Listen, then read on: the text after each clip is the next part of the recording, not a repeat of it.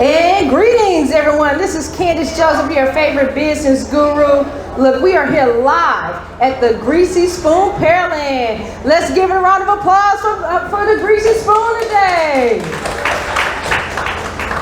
Look, I know all the customers in the building are like, what is this girl on the mic doing? Well, I just want to say, hi, my name is Candace Joseph. I am the host of the Business Knowledge Broker Hour on HGS TV. Look, we are home of the live podcast, baby, because your voice is your power, and we are going to bring it to you. So today, we're talking about youth and families.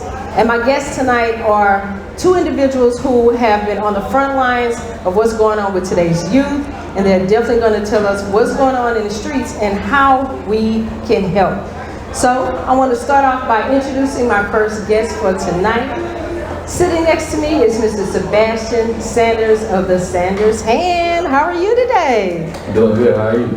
I am doing well. Y'all give it up for Sebastian. So I want you to tell everyone that's here all about your greatness and your great organization. Yeah. My name is Sebastian Sanders, Executive Director and Founder at Sanders Hand. We're a nonprofit organization, been in business for the last 6 years, since 2017. I started this in my college dorm when I was 19 years old. I'm 26 now, and we've been servicing roughly over 5,000 at-risk children with free business and financial literacy training through our Young Billionaires Club program, which serves as an incubator. We teach life skills that goes untaught inside the classroom. Ooh. Tell us a little bit more about the life skills that you guys have there at the Sanders Hand. Tell us about it. So our kids, they come in learning professional etiquette, customer service, marketing, entrepreneurship, and financial literacy. Reason being is when we look at impoverished communities, the number one reason why you have crime, poverty, lack of resources is lack of financial circulation. And when you look at our kids, they essentially are not getting taught those skills inside of a classroom. So we come in and we teach the things that essentially the school system is not given to our kids. And so they stay with us at a minimum of 6 weeks to a full academic school year. They learn all of this learning, and then they take that learning where they can apply it and go work at our Young Billionaires Club store for universal basic income. Well, look, I absolutely love that because today's youth, they need those soft skills. Like you said, they're not taught in schools. Yeah. This is the thing. Not only are you located in Houston, but you're located in a few other areas as well. Tell me about it. Yeah, so we have programs here in Houston, Texas, San Antonio, Oklahoma City, and internationally in Ghana, Africa. We opened up a computer lab last year. Well, congratulations on that. Y'all give them a hand clap for Ghana. And definitely thank you for what you do here at home. Yeah. With today's youth, you interact with them every day. What are some of the top concerns that they have in regards to their future? What do you see? The biggest concern, and to me the most concerning thing that I see, is kids are not motivated to go to school anymore.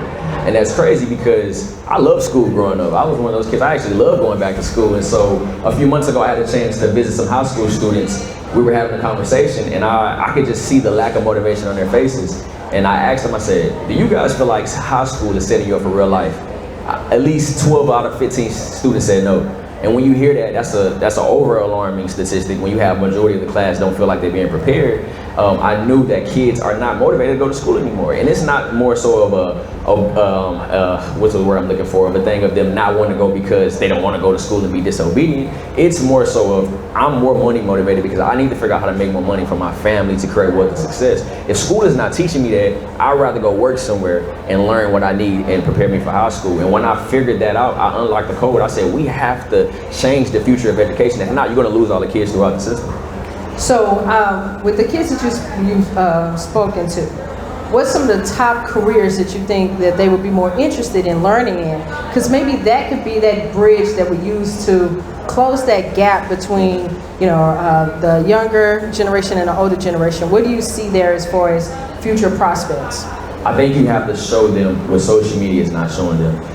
Every kid can't be an influencer. Every kid can't be a social media star. I think you have to show them that those jobs that are not so pretty, the plumbing jobs, the electrician jobs, really the trade jobs, to be honest. Yeah. Because if you think about it, most plumbers make at least minimum 6 figures. Most people who have a trade can pick up there and start their own business. If we start to show our kids the other opportunities outside of what they normally see, that these people actually make a good living, they can be more inspired and say, well, maybe I actually want to go do that. Maybe I don't want to be a social media star, whatever they want to be, but I think we have to expose them to the other side. The problem being in the black community, we define success on what you wear and what you have. If I see you going somewhere and you look really nice, I'm gonna automatically assume you're a wealthy person. But if I see a plumber walking somewhere looking, dingy or dirty, you're automatically gonna assume that person is not, wealthy. But you don't know their income bracket, you don't know what they make. And that's how our kids are thinking because they only see what's in front of them. Wow. Now that right there is definitely an eye-opener. So in the terms of community, in your opinion, what do you feel that families can do to, bring those youth back into the fold and get them where they need to be for their future success? What do you think that families can do? What are some tips that you would give since you've been working with the youth? From a family perspective, it's all come down to education. So I think a lot of times in a household, a parent may not know anything about financial literacy, and so it may be hard to have those conversations because he or she may not have had that when they were growing up. So I think it's all about, as a parent, as a family member, educate yourself. There's free resources out there. You can go and look on the internet and pretty much find anything that you want. Educate yourself, and then start having those conversations with your kids and start showing them real world examples. The way a person is raised stays with them for the rest of their life. Yeah. The things that you learn at 8 years old, you're still applying to your life even as an adult. And so if you can start those things early and embed it into their roots, our kids are going to grow up on a different trajectory versus what they've already been used to. So with the neighborhoods that you work within, they're at youth, right? Yeah. So with the community, how can a community get behind and collaborate with your program? Mm-hmm. How can they come in and collaborate with your program to help our youth out? Yeah. We're always looking for volunteers. So if you want to come in and teach a class session to our kids, always looking for experts in the field. Volunteering, donating, becoming a monthly donor, joining our monthly subscriber program. Simply just telling somebody about our work. The reason how we get to where we are in 6 years is because somebody shared our information. And so anybody that's looking to get behind our movement of changing the future of education, volunteering, donating, telling somebody about us, just coming out in real time and seeing exactly what we do and being a support system for our kids. When the kids see multiple people show up for them to do a pitch competition or just do anything, that boost of confidence does wonders for a child. And so simply just showing up and being present, it means a lot. Wow.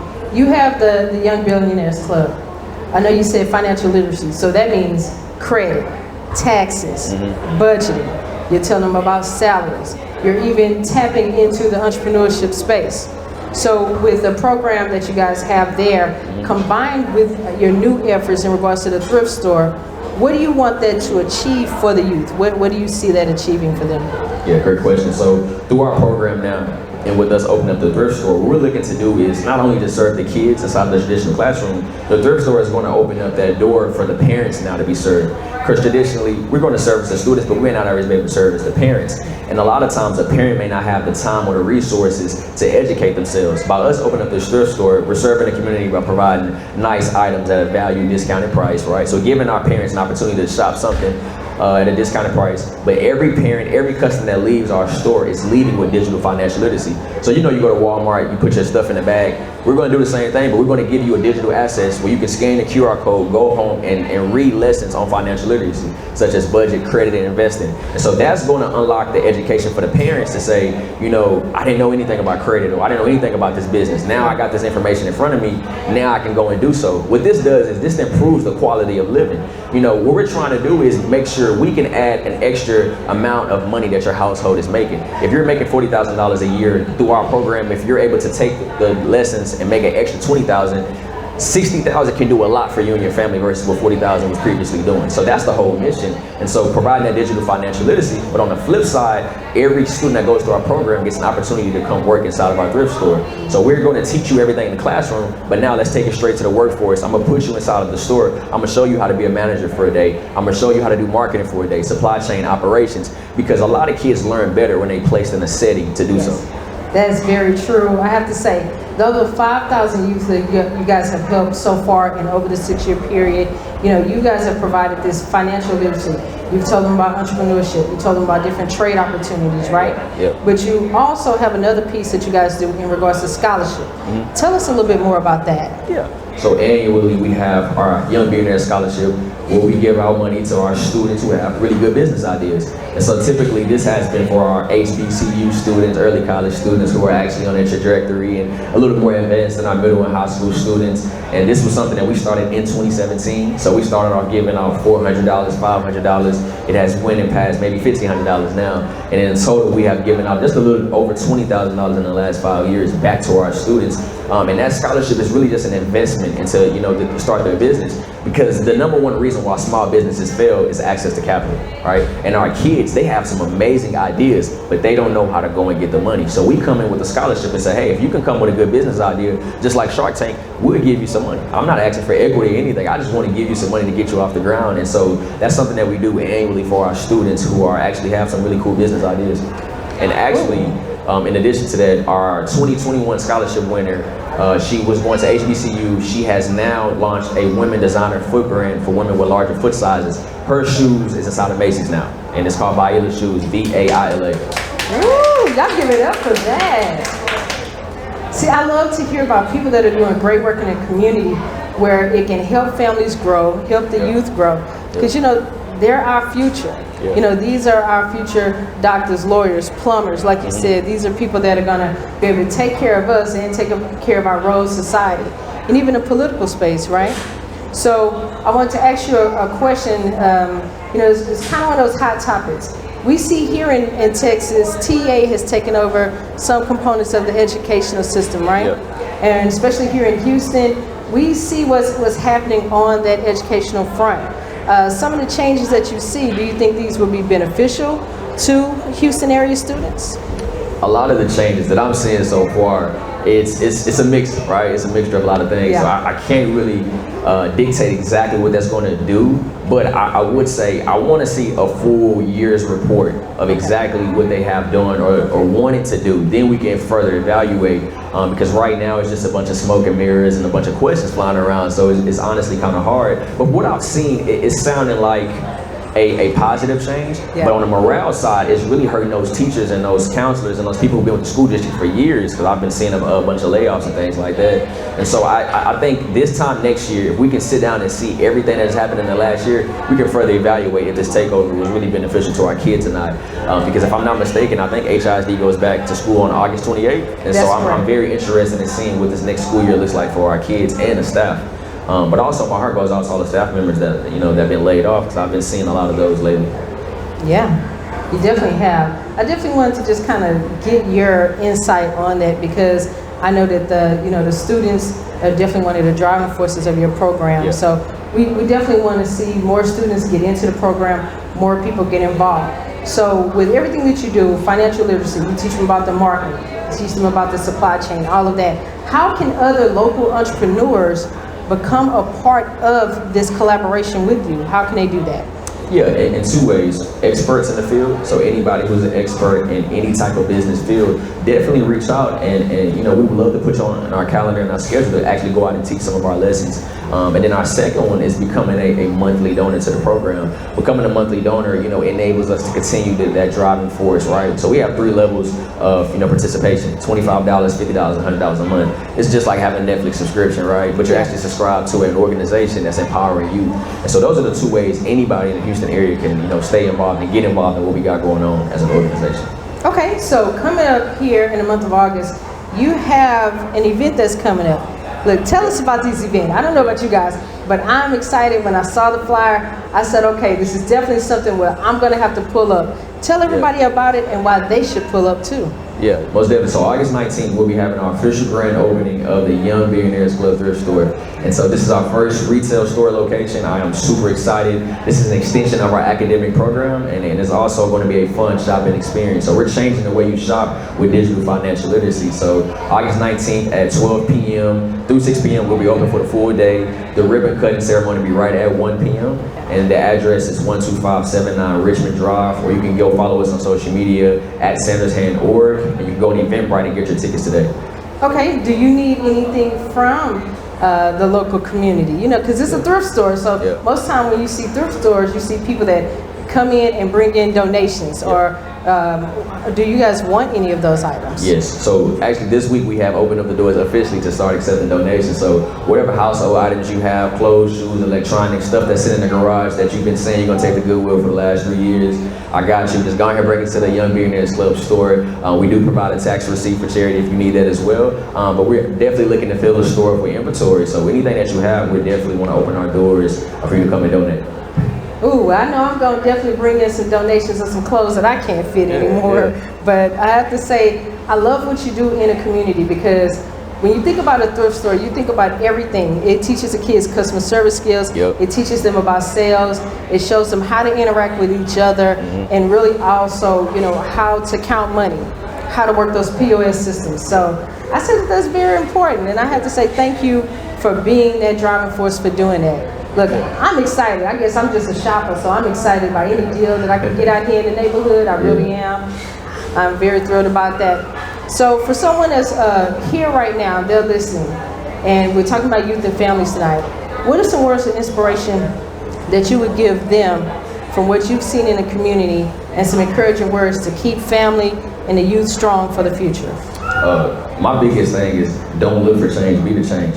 Often in the Black community, I think we're always bystanders, and always somebody should go do this or somebody should go do that. Why don't you step on the front line and actually do it? Because you never know what's on the other side if you actually just do it. And I think for youth and families, if we can come together and really implement change on an intentional level, we can really change our communities. I think last time I looked at the report, I think we're responsible for at least over $4 trillion in consumer spending as Black people. And you think about a number like that, but then you drive through our areas and our communities, there's not a reflection of that $4 trillion. So I go back to the communities and look at what are we really doing as a Black community. And I think in order for us to really change, we have to step out and stop saying, well, the mayor will do this or the council person is going to do this. It may be on their radar, but they have to answer to somebody. They may not be able to do that, right? Everybody has to answer to somebody. And you as an individual, you have the power, you have the ability, you have social media, get out there and put together something and change your community. And so I did that when I was 19 years old with little to no money in my pocket as a college student. I stepped out and said, God, I'm gonna do this. And I don't know how I'm gonna do this. I'm a broke college student, but I'm gonna do this. And since then, I've served roughly over 5,000 students with little to no major funding behind me. And if I can do that, anybody can do anything. No matter how old you are, no matter how young you are, you're never too old to do anything. You're definitely not ever too young to do anything. All you gotta do is believe. Look, I have to say, 19 years old with that type of drive, absolutely amazing. So we talked about the business side. I want to ask you a question. At 19, what was the inspiration to start this organization?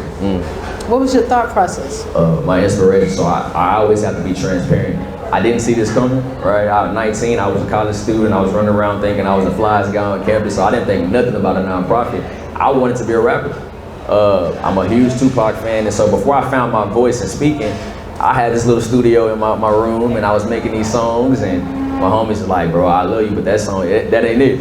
And so I realized I might have failed in the aspect of rapping, but I found my voice. And so if I didn't go through that phase of trying to be a rapper, I wouldn't know how to be here today speaking in front of you all. I wouldn't know how to write a book if I didn't learn how to write those songs at 19. And so I went through that phase of my life in order to be where I'm at today. And so for me, it was all about, I wanted to do a backpack drive. I didn't know anything about a nonprofit. And I called my dad. My dad is literally my everything. I said, Dad, I want to do a backpack drive. He said, son, that sounds good, but anybody can do that. And as a 19-year-old, it kind of hit me. I'm like, I really want to do that. He said, son, you can do more. I know you can do more. And I was like, okay. And it challenged me. And that's when I dug deep down in myself and I found my passion of community, and I just cultivated it with business. And that's how I got to be where I am today.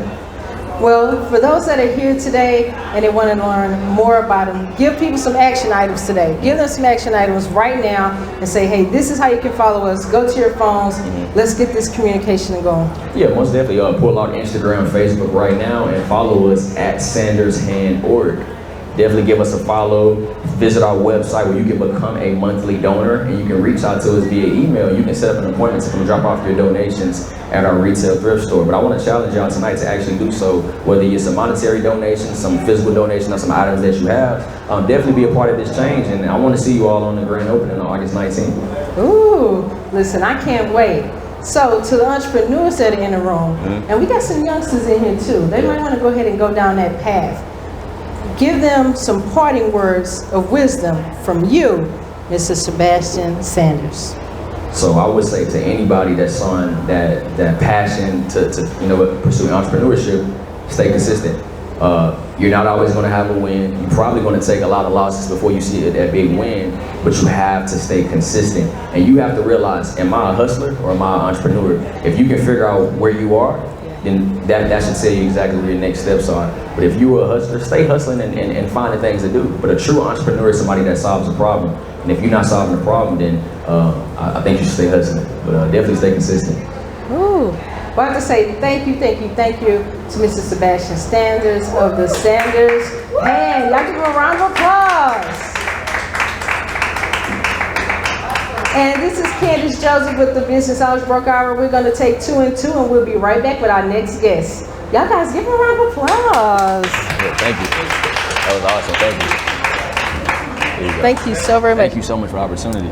I got Sue.